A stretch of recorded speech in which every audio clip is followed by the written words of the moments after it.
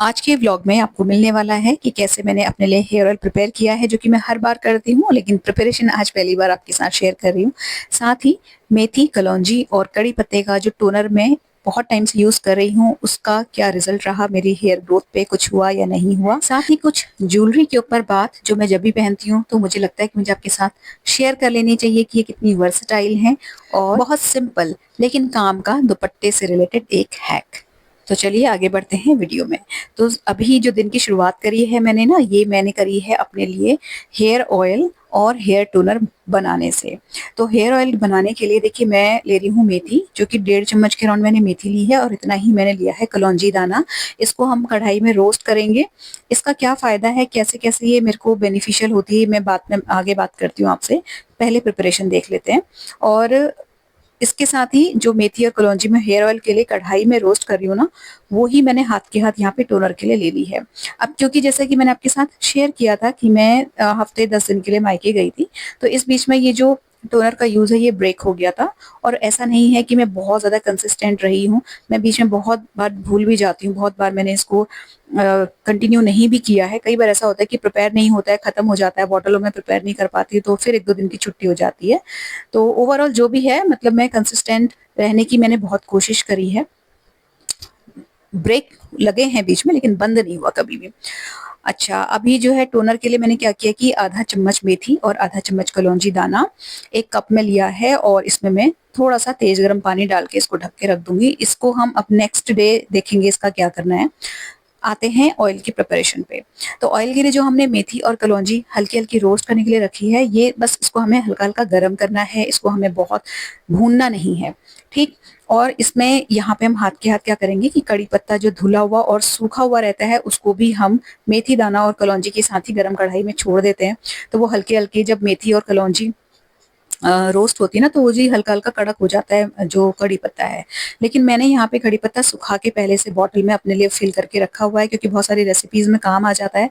तो मैं उसी को यूज कर रही हूँ। जब मैंने मेथी और कलौंजी डाली थी, और वो जब मैं फ्लेम बंद करने वाली थी, उससे थोड़ी देर पहले मैंने कड़ी पत्ता भी इसमें एक, आप मान के चलो, एक मुट्ठी भर के डाल दिया था, और थोड़ा सा गर्म वो भी हो गया। अब जैसे ही ये ठंडा हो जाएगा, थोड़ा सा मिक्सी में घुमाने लायक, तो हम इन तीनों को मिक्सी में घुमा देंगे। और उसके बाद हम चढ़ाएंगे आयरन की कढ़ाई। आयरन की कढ़ाई नहीं है तो आप कोई और सी कढ़ाई यूज कर सकते हैं, लेकिन आयरन बेस्ट है। और उसके बाद हम इसको थोड़ा सा, जो कढ़ाई है इसमें हम पहले डालेंगे ये अपना जो हमने पीस के रखा हुआ था कलौंजी, मेथी और कड़ी पत्ते का पाउडर, इसको डाल देंगे। और उसके बाद हम इसमें चाहो आप, आपको जो भी ऑयल डालना है, जो ऑयल आपको कंफर्टेबल लगता है, आप उसमें इन्फ्यूज कर सकते हैं ये सारी चीजें। गर्मी आ रही है, कोकोनट ऑयल यूज करना चाहें, लाइट रखना चाहते हैं अपने जो ऑयल है उसका टेक्सचर, तो आप कोकोनट ऑयल यूज कीजिए, बहुत बढ़िया है। मेरे पास अभी अवेलेबल नहीं था, और मैं इतना इंतजार नहीं कर पा रही थी कि मैं कोकोनट ऑयल खरीद के लाऊं, उसके बाद इस ऑयल को बनाऊं, क्योंकि मैं थोड़ा बालों को लेके बहुत केयरलेसनेस करी है मैंने। उसका रिजल्ट मुझे दिखा है, इसलिए मैं अब बिल्कुल वेट नहीं कर रही हूँ, और मैं सीधे इसको बना रही हूँ मस्टर्ड ऑयल में। तो सरसों का तेल सभी के पास अवेलेबल है, कोई प्रॉब्लम नहीं आती, आप आराम से लगा सकते हैं, बिल्कुल कोई इशू नहीं आता है।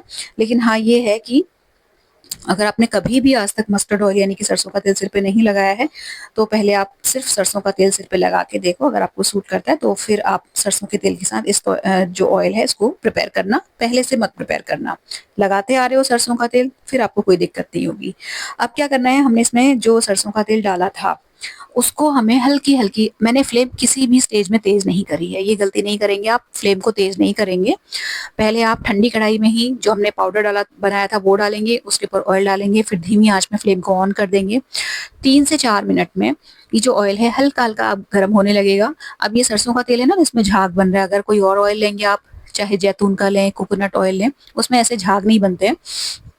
और हमें इसको फ्लेम के ऊपर धीमी आंच में तब तक रखना है जब तक इसमें ये एक तो हल्का हल्का गर्म हो जाए, लेकिन ये बॉईल नहीं होना चाहिए, समझे। जैसे एक बॉइलिंग वाला हिसाब आता है ना, जब बॉईल होने लगता है तेल, उससे पहले ही हमें फ्लेम को ऑफ कर देना है, जैसे कि मैंने अभी कर दिया।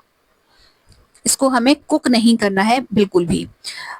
बस देखिए मैंने यहाँ पे जैसे हल्का हल्का इसमें बुलबुला सा आने लग गया था ना, मैंने फ्लेम को बंद कर दिया। अब हम इसके ऊपर रख देंगे जाली। जब ये ठंडा हो जाएगा हम इसको भर के कांच की बोतल में रख लेंगे।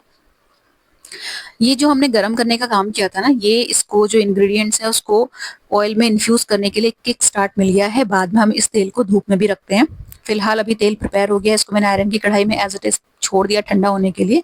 उसके बाद मुझे जाना था आज मतलब हमारी किटी मेंबर्स, पहले जो मेरी पुरानी किटी की सहेली है, सहेली तो नहीं मतलब बहुत सीनियर है मुझसे, उनकी पोती का मतलब नामकरण भी नहीं है, बट वो कुछ पार्टी नहीं दे पाई थी, सेलिब्रेट नहीं कर पाई थी, तो उसकी एक पार्टी दे रही हैं। तो मैं उसके लिए तैयार हुई हूँ ऑयल बनाने के बाद। और ये मैं एक छोटा सा हैक शेयर कर रही हूँ आपके साथ दुपट्टे का, जो कि मुझे लगता है शायद बहुत लोगों को पता भी होगा। दुपट्टे की पिन जब भी आप लगाओ, इनफैक्ट साड़ी की पिन भी मैं ऐसी लगाती हूँ, इसमें जो पिन है यानी कि जो सेफ्टी पिन है उसको आप बिल्कुल कंधे पे ना लगा के, एक सेफ्टी पिन को हल्का सा आगे रखो और एक सेफ्टी पिन को कंधे के पीछे रखो।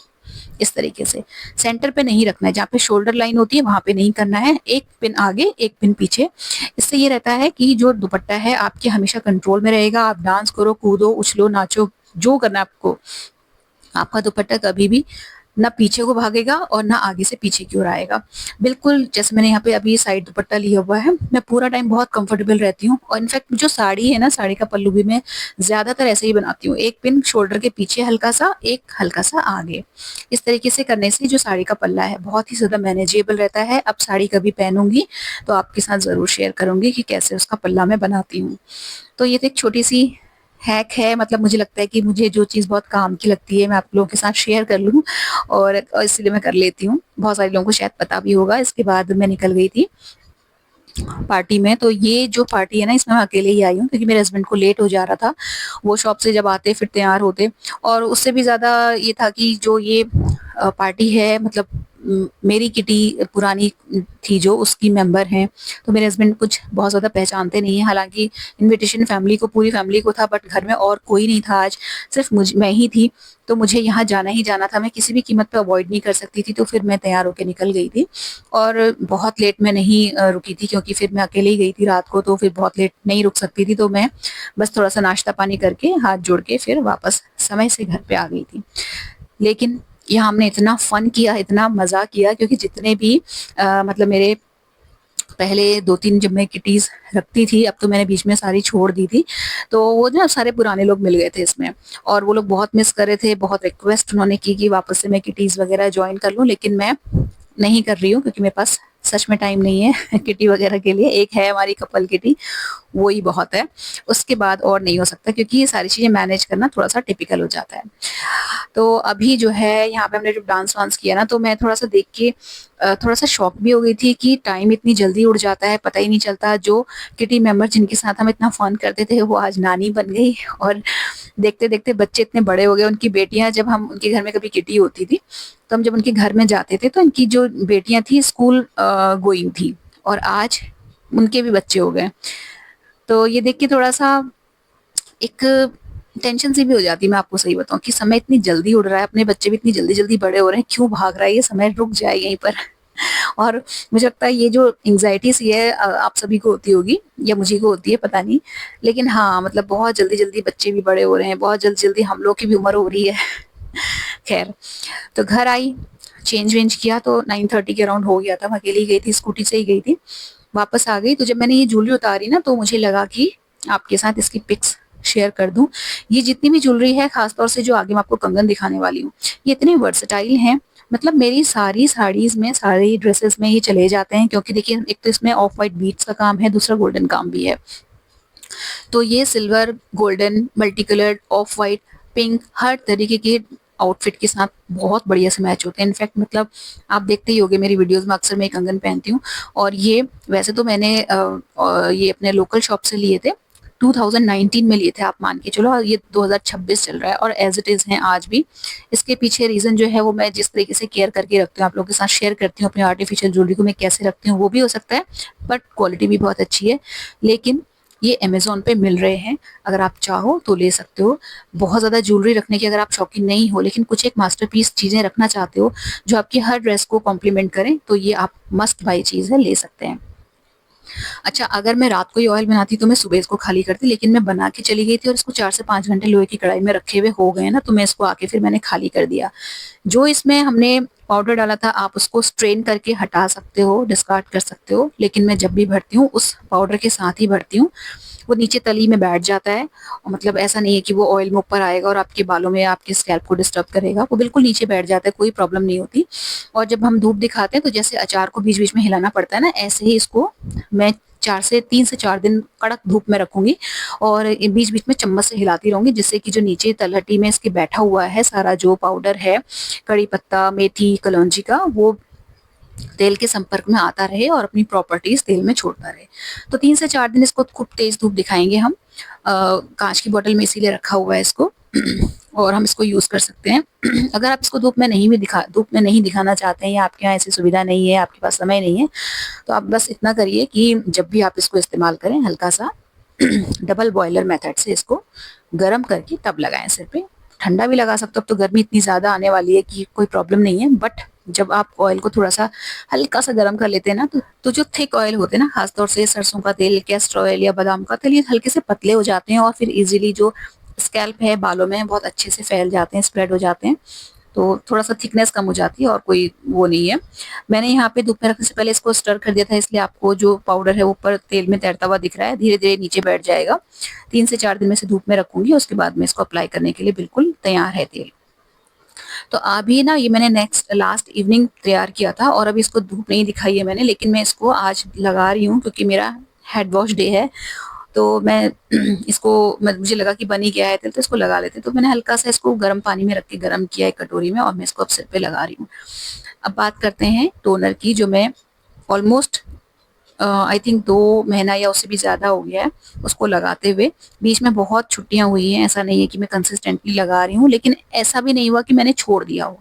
बीच में हफ्ता हफ्ता भी जो है ब्रेक लगा है, लेकिन छोड़ा मैंने बिल्कुल भी नहीं है। बनाती रहती हूँ, लगाती रहती हूँ, और इनफैक्ट मैं ही नहीं लगाती, मेरे हस्बैंड भी लगाते हैं। तो यहाँ पे मैं आपको एक चीज बताना चाहती हूँ कि मेरा जो हेयर फॉल है, मुझे बहुत ज्यादा एक्सेसिव हेयर फॉल पहले भी नहीं होता था, लेकिन जो भी होता था, थोड़े बहुत बाल जो भी गिरते थे, वो मेरे रिड्यूस हुए हैं उस टोनर को लगाने के बाद से। मैं हेयर ऑयल की बात नहीं कर रही हूँ, हेयर ऑयल मैंने नहीं लगाया था इस बीच में, बहुत कम लगाती थी, लेकिन टोनर लगाने के मामले में मैं कंसिस्टेंट थी। उसको मैं ड्रॉपर बॉटल में भर के रखती हूँ, उसको उससे लगाती हूँ। कैसे लगाती हूँ अब, क्योंकि रिजल्ट मुझे दिख रहा है हल्का हल्का, तो अब मैं आगे आपके साथ शेयर करूंगी। उसकी मेकिंग तो कर ही दी है मैंने आधे से ज्यादा इसमें, और बाकी लगाना और उसके बाद कैसे कैसे क्या क्या वीकली मैं उसको रखती हूँ, उसका हिसाब किताब वो बताऊंगी आगे। लेकिन उसका जो रिजल्ट है वो मैं शेयर करना चाहती हूँ कि जो जहाँ पे सिंदूर लगाते हैं, ठीक है, मतलब बिल्कुल सेंटर ऑफ द हेड, जो फ्रंट में माथा होता है उसका जो सेंटर होता है, वहां पे मेरे बाल हल्के हल्के से जा रहे थे। मतलब जो बॉल्डनेस होती है ना, हल्के हल्के जो पैचेस आने लगते हैं, वो आ रहा था और बहुत विजिबल होता था। आप मेरी पुरानी वीडियोस देखेंगे तो आपको वो जो पैच है वो दिखेगा, मतलब वहां से बाल हल्के हल्के खत्म हो रहे थे, जो कि अक्सर लेडीज के सिंदूर लगाने वाली जगह पे बहुत सारी लेडीज के आप देखेंगे कम हो जाते हैं, वो होने लगे थे। और जब मैं हेयर कलर नहीं लगाती थी, बाल जब मेरे सफेद दिखते थे, तो वो और ज्यादा चौड़ा दिखता था। बट अभी मेरा वहां पे हल्का हल्का हेयर ग्रोथ हुआ है, बेबी हेयर आए हैं। अभी आप देख सकते हैं जहाँ पे मेरा सिंदूर लगाती हूँ मैं, जहाँ पे कंघी कर रही हूँ, वहां पे आपको यहाँ तक कि अभी मेरे मतलब बाल बहुत सफेद हो गए हैं, मैंने बहुत टाइम से हेयर कलर या मेहंदी नहीं लगाई है, तब भी आपको वहां पे किसी तरह की बाल्डनेस नहीं दिखेगी, क्योंकि हल्का हल्का ग्रोथ बालों का हुआ है। मैं ये नहीं कहूंगी कि मेरे बाल बहुत घने हो गए या मैं बिल्कुल मतलब बहुत लंबे हो गए, क्योंकि बालों की डेंसिटी और उसकी लंबाई पे जेनेटिक्स का बहुत फर्क पड़ता है। बहुत रेयर ऐसा होगा कि आपके बाल, अगर पेरेंट्स के आपके बाल जैसे हैं, अगर आपके बालों की जो टेंडेंसी है वैसी है, तो उसमें बहुत ज्यादा आपको किसी भी चीज में नहीं दिखेगा असर, आप चाहे कोई भी रेमेडी लगाओ, ये सच्चाई है। लेकिन किसी भी चीज में, खासतौर से जो होममेड रेमेडीज होती हैं, उनमें आप कंसिस्टेंट रहो तो फर्क दिखता भी है। तो यहाँ पे मेरी ग्रोथ आई है बालों में। इनफैक्ट माथे के इर्द गिर्द अभी तो मेरे तेल लगा हुआ है, नहीं तो जैसे जब मैं बाल धो लेती हूँ, शैम्पू करती हूँ, तो बेबी हेयर बहुत ज्यादा आते हैं मेरे चेहरे पे, बाल जो है मुंह पे आते हैं, छोटे छोटे जो नए उग रहे हैं। तो डेंसिटी बढ़ी है, लेकिन ओवरनाइट चमत्कार कभी नहीं होता है। हेयर फॉल आप देख सकते हैं, बहुत नाम मात्र के बाल झड़े हैं, जबकि मैंने सुबह कंघी की थी और अभी अगला दिन ये रात का है, और आप मान के चलो बहुत नॉमिनल हेयर फॉल हो रहा है मुझे इस वक्त, ठीक है। तो हेयर टोनर लगा के मुझे हेयर फॉल पे बहुत ज्यादा फर्क देखने को मिला है, हल्की हल्की हेयर ग्रोथ भी हुई है। तो आप चाहो तो लगा सकते हो। अब मैं आपको कह सकती हूँ कि आप लगाइए, लेकिन कंसिस्टेंट रहिएगा। मैंने बहुत बीच में छुट्टियां करी हैं, आप नहीं करेंगे तो आपको और बेटर रिजल्ट मिलेगा। तो ये तो रात की क्लिप थी। नेक्स्ट डे मॉर्निंग मैंने हेड वॉश किया है और मैंने हेयर कलर नहीं लगाया था, मतलब तेल था वालों में तो वैसे भी नहीं लगाती, लेकिन दिखा रही हूँ मैं आपको अपने बाल कि आगे आप देख सकते हो मुंह पे कितने ज्यादा छोटे छोटे बाल आते हैं मेरे। और ये जो जहाँ पे मैं आपको दिखा रही थी ना कि कहाँ पे है जो बॉल्डनेस आ रही थी हल्की हल्की, वो ये थी, ये जगह थी।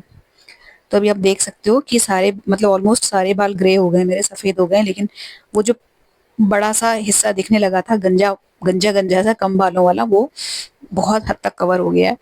और अभी जब मैं कब हेयर कलर लगाऊंगी या मेहंदी लगाऊंगी 1-2 दिन में, तो आप देखेंगे वो बिल्कुल नहीं दिखता है, क्योंकि थोड़ा सा जो सफेद बाल है उसकी वजह से ऐसा लग रहा है कि स्कैल्प चौड़ी दिख रही है, बट वो है नहीं।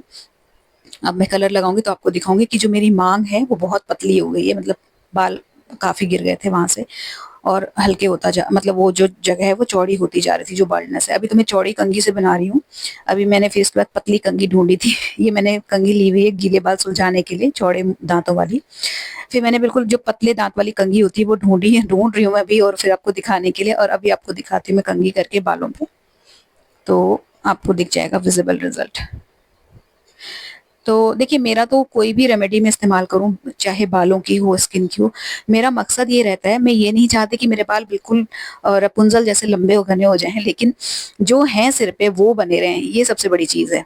तो अगर आप भी मतलब चाहते हो कि जितने बाल हैं सर में कम से कम वो रहें, हेयर फॉल रिड्यूस हो जाए, तो आप बिल्कुल आंख बंद करके ये टोनर लगा सकते हो। बाकी हेयर ग्रोथ किसको कितनी होगी ये डिपेंड करता है सबकी सब अपनी अपनी हेयर स्टाइल, मतलब ये लाइफ स्टाइल पे क्या क्या डाइट वाइट ये सारी चीजें रोल प्ले करती हैं। लेकिन हेयर फॉल तो आपका रेस्ट्रिक्ट हो जाएगा, डैंड्रफ भी आप अगर आपकी है तो वो खत्म हो जाएगी, ये तो मैं आपको एश्योरेंस दे सकती हूँ इस रेमेडी को लगाने के बाद। अगर हमें इतना भी नसीब हो जाए कि जितने बाल हमारे सिर में हैं वो टिके रहें, और जितने भी हैं वो हेल्दी रहें, शाइनी रहें, डल ना लगें, बहुत मतलब निर्जीव से ना लगें, तो उसके लिए भी अगर हम कोई रेसिपी करते हैं और इतना कभी अगर सक्सेसफुल हो जाते हैं ना इतनी सी चीज अचीव करने में, तो भी आप मान के चलो कि आप 90% सक्सेसफुल हो गए। क्योंकि जेनेटिक्स जितनी भी हो जो भी होती है ना आपके बालों की, उससे आप नहीं लड़ सकते। अगर आपके जीन्स में ही हैं कम बाल या कम लंबे बाल, जैसे कि मेरे हैं, मेरे इतने ही लेंथ रहती है, इससे ज्यादा लंबे नहीं होते, तो मैं कुछ भी नहीं कर सकती। लेकिन हाँ, जो है उनको बना के रखना और उनको हेल्दी बना के रखना, ये मेरे हाथ में है, चाहे मैं डाइट के थ्रू करूं या इस तरीके की होममेड रेमेडीज के थ्रू। तो अभी मैं रेसिपी आपको उसकी बता दूं। जो मैंने कलौंजी और मेथी लास्ट नाइट भिगोई थी गर्म पानी में, वो अगले दिन सुबह फूल जाती है। फिर उसको हम उसी में कड़ी पत्ता डालेंगे और उसको पकने के लिए छोड़ देंगे सिम पे। रिड्यूस हो जाएगा तो उसको फिर हम ठंडा करके, मतलब आधा जब कम हो जाए वो पकते पकते, उसको हम ठंडा करके बॉटल में भर लेंगे। गर्मी आ गई है तो इस बॉटल को आप फ्रिज में रखना, बाहर मत रखना, नहीं तो ये खराब हो सकता है। और बस जब मतलब जैसे मैं अपना यूज करने का तरीका बताऊं, तो जैसे मैं वेडनेसडे को सिर धोती हूँ और संडे को धोती हूँ, तो संडे को मैंने तेल लगा के सिर धोया, फिर मंडे ट्यूसडे दोनों दिन में इस टोनर को लगाऊंगी, और वेडनेसडे को फिर हेयर ऑयल करके वेडनेसडे को शैम्पू कर लूंगी। फिर थर्सडे फ्राइडे इसको टोनर का लगाऊंगी, और जब सिर धोना होगा उसके पहले हेयर ये टोनर ना लगा के हेयर ऑयल लगा के वो कर लेती हूँ शैम्पू। तो इस तरीके से मेरा चल रहा है फिलहाल। ऐसे ही आप भी करना, स्टिकी नहीं होता, आप लगा के जा सकते हो इधर उधर, बहुत कोई ऐसा नहीं है। बस हाँ, ये ध्यान रखना कि बहुत गंदी स्कैल्प ना हो, शैम्पू आप जो स्कैल्प है मतलब साफ होनी चाहिए, तभी कोई रेमेडी असर करती है। तो आगे जब भी लगाऊंगी शेयर करूंगी आपके साथ कैसे लगाती हूँ। इस वीडियो को लाइक और चैनल को सब्सक्राइब कर लीजिएगा।